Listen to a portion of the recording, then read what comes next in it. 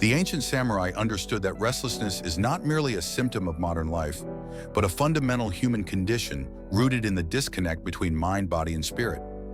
Yamamoto Tsunetomo, in Hagakure, wrote that a warrior must cultivate Mushin, the no-mind state, where thoughts flow without attachment, allowing one to act with clarity and purpose.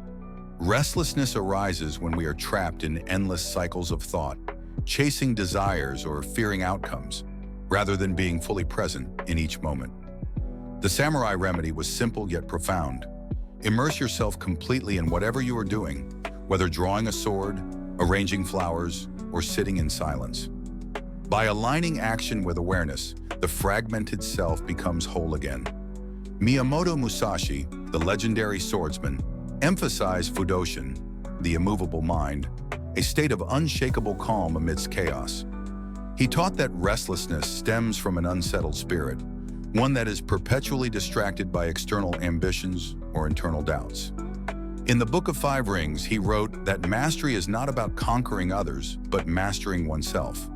When we lack a clear path or waver in our resolve, the mind becomes a storm. The antidote is to return to discipline. Refine your craft, commit to your principles, and move with decisive intent. Only then does the turbulence within subside. The samurai also recognized that restlessness often comes from an imbalance in Bushido, the way of the warrior, which demands harmony between courage, compassion, and wisdom. If one leans too heavily into ambition without reflection, the soul grows weary. If one hesitates too much in contemplation, the spirit becomes stagnant.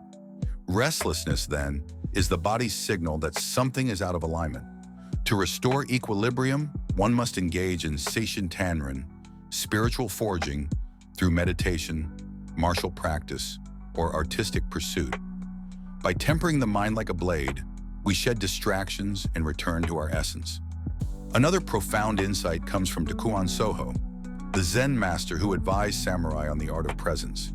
He taught that restlessness is the shadow of clinging, to the past, to the future, to an idealized version of oneself.